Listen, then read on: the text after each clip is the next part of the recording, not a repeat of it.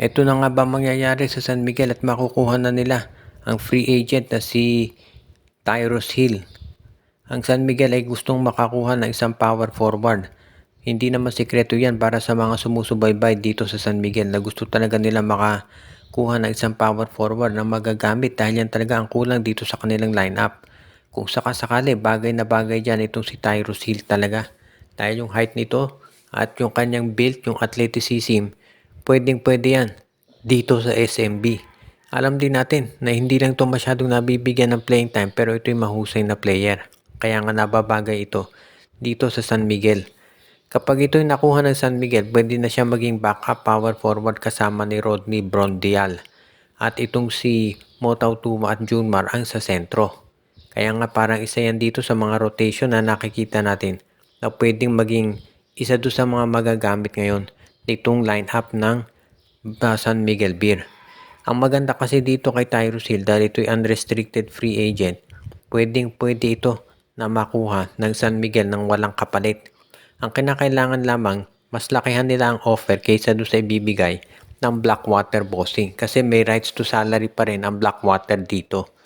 Kapag yan ay ginawa ng San Miguel at hindi tinapatan itong Blackwater Bossing, abay sa kanila na itong si Tyrus Hill.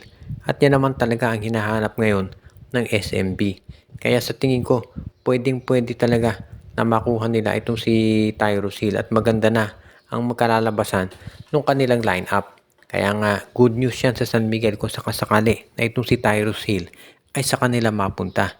At alam din naman natin na itong San Miguel Beer pagdating dito sa ganyang mga signings, hindi yan yung tipo talaga na manghihinayang na bigyan ng magandang kontrata yung player na kanilang gusto. Pero itong San Miguel, kung yan ay nagre-ready, sigurado na yung ibang teams ganun din ang gagawin dito sa darating na PBA draft. Base dito sa mga nakikita natin, no? Ang magiging posibleng number 1 pick dyan, itong si Michael Phillips. Ngayon, kung si Phillips ay hindi sumali sa draft, nandyan pa rin naman to si DJ Fenner. At of course, nandyan din yung ibang options katulad nila Jason Brickman. Plus, alam natin na itong si J.O. Chu sasali na rin. Baka itong si CJ Lane, posible rin. Habang nalalapit yung deadline ng pag-a-apply para dito sa PBA draft, sigurado darami yung mga gustong makakuha talaga at makapasok dyan. Kaya nga sa tingin ko magiging maganda to para sa Barangay Ginebra.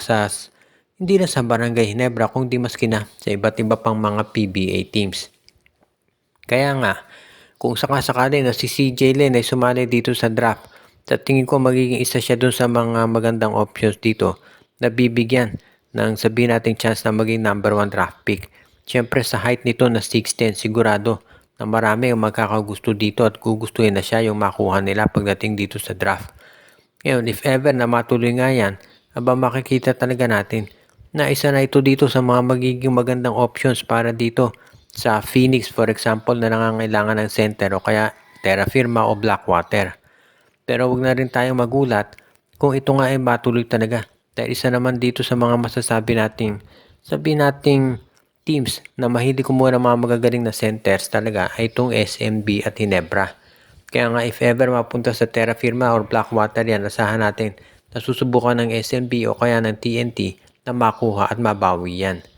Kaya nga magiging exciting ang darating na PBA draft sa dami ng mga magagaling na players na pwedeng sumali dito.